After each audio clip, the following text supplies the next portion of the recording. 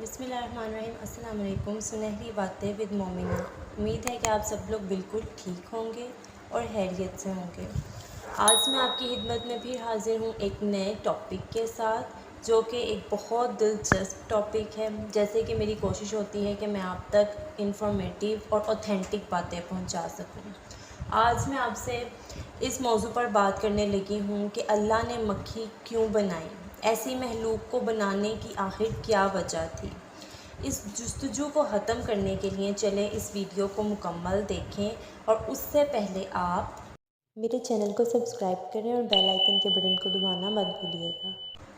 ایک مرتبہ ایک شخص حضرت امام علی علیہ السلام کی خدمت میں آیا اور کہنے لگا، یا علی، آپ فرماتے ہیں کہ اللہ نے ہر ایک چیز کو کسی نہ کسی مقصد کے لیے پیدا کیا ہے، تو یہ بار بار پریشان کرنے والی مکھی اللہ نے کیوں پیدا کی؟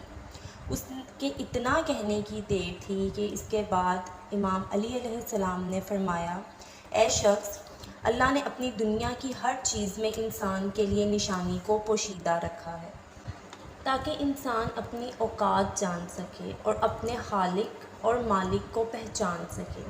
لیکن افسوس، انسان نقصان میں ہے۔ جب حضرت آدم علیہ السلام کا بیٹا قیام آدم علیہ السلام کی دعا سے اس دنیا میں آیا، جو بڑا ہی مضبوط اور پورے قبیلے کی حفاظت کرتا تھا، تو جیسے ہی تھوڑا سا وقت گزرا تو اس میں تکبر آ گیا، اور وہ خود کو عظیم اور اعلیٰ سمجھتا تھا۔ وہ یہ مانتا تھا کہ میں جس چیز کو بھی چاہوں توڑ سکتا ہوں اور اکھاڑ سکتا ہوں، مجھ سے زیادہ طاقتور اس دنیا میں کوئی نہیں۔ جب حضرت آدم علیہ السلام نے اس کی اس بات کو سمجھا تو اللہ کے بارگاہ میں آپ نے دعا کی کہ اے اللہ، تو نے میری بار بار کی جانے والی دعا کے صدقے مجھے اتنا طاقتور بیٹا تو عطا کیا ہے، مگر یہ غرور و تکبر کرتا ہے۔ اے میرے اللہ، تو کسی ایسی چیز کو پیدا کر جو اس کو یہ معلوم کروائے کہ اس کی اوقات، یعنی ایک انسان کی اوقات، کچھ بھی نہیں ہے۔ بس حضرت آدم علیہ السلام کی دعا اللہ کے بارگاہ میں قبول ہونے لگی اور اللہ نے مکھی کو پیدا کیا۔ جب قیام سوتا تھا تو مکھی اس کے چہرے پر بیٹھ جاتی تھی، قیام کو پریشان کرتی تھی۔ وہ اس مکھی کو مارنے کی کوشش کرتا تھا تو اس کا اپنا ہی ہاتھ اپنے چہرے پر لگتا تھا اور وہ اٹھ جاتا تھا، پریشان ہوتا تھا اور ایسے سو نہیں پاتا تھا۔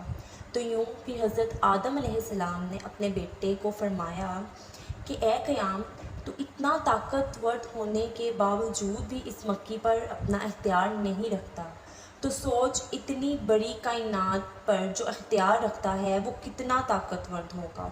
جیسے ہی قیام نے اس بات کو سمجھا تو اس نے تکبر سے توبہ کر لی۔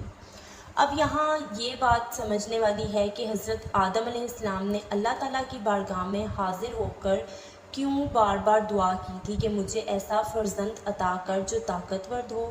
اس کا ایک واقعہ ملتا ہے جو میں آپ سے اسی ویڈیو میں بیان کرنے لگی ہوں۔ ایک مرتبہ حضرت بلال اور حضرت ابو ذر گفتگو فرما رہے تھے۔ تھوڑی دیر کے بعد جب حضرت بلال چلے گئے تو حضرت ابو ذر گہری سوچ میں چلے گئے اور پریشانی کی حالت میں حضرت علی رضی اللہ عنہ کی خدمت میں جا پہنچے، اور حضرت علی رضی اللہ عنہ نے حضرت ابو ذر کے چہرے پر پریشانی سی دیکھی تو مسکرا کر پوچھا کہ آپ پریشان کیوں ہیں؟ حضرت ابو ذر نے کہا کہ میرے دماغ میں ایک سوال چل رہا ہے اور وہ مجھے پریشان کرتا ہے۔ حضرت علی رضی اللہ عنہ نے جب سوال پوچھا تو حضرت ابو ذر نے فرمایا کہ ہم سب حضرت آدم کی اولاد ہیں، تو پھر ہم میں سے کچھ انسان گورے، کچھ کالے کیوں ہیں؟ کچھ کے بال نرم، کچھ کے بال سخت کیوں ہیں؟ کچھ کے ہونٹ موٹے تو کچھ کے پتلے کیوں ہیں؟ بس حضرت ابو ذر کا اتنا کہنا تھا کہ حضرت علی رضی اللہ عنہ نے فرمایا، ابو ذر، جب آدم علیہ السلام زمین پر آئے تو وہ بہت ہی نفیس تھے۔ جب آدم علیہ السلام کی اولاد بڑھنے لگی، اپنا رزق تلاش کرنے کے لیے مختلف جگہوں پر جانے لگی، تو اللہ تعالیٰ نے حضرت شیر کے بعد جو فرزند حضرت آدم کو عطا کیے، ان میں نکیل اور نالا کو کچھ جانوروں نے کھا لیا۔ تو حضرت آدم علیہ السلام نے اللہ تعالیٰ سے دعا کی کہ اے میرے خالق، مجھے ایسا فرزند عطا کر جو پہاڑ کی مانند ہو، جو میرے خاندان کی حفاظت کرے اور جو جانوروں کو چیر دے۔ بس حضرت آدم علیہ السلام کی دعا اللہ کے بارگاہ میں پہنچی اور حضرت آدم علیہ السلام کو اللہ تعالیٰ نے ایک بیٹا عطا کیا جس کا رنگ سیاہ، بال سخت اور ہونٹ موٹے اور دانت اتنے مضبوط تھے کہ وہ اپنے دانتوں سے کسی بھی چیز کو چیر سکتا تھا۔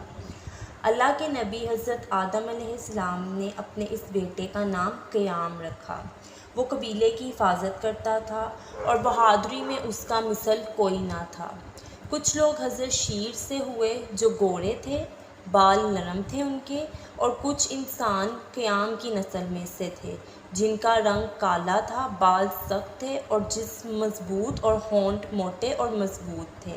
یہاں سے ہمیں یہ معلوم ہو جاتا ہے کہ لوگوں میں، رنگت میں، بالوں میں، ان کے ہونٹ نین نقش میں فرق کس طرح سے آیا۔ اور حضرت آدم علیہ السلام نے اللہ سے ایک ایسے طاقتور بیٹے کی دعا کیوں کی؟ پھر جس نے اپنی طاقت پر غرور کیا، اور اس کے لیے اللہ تعالیٰ نے مکھی کو پیدا فرمایا۔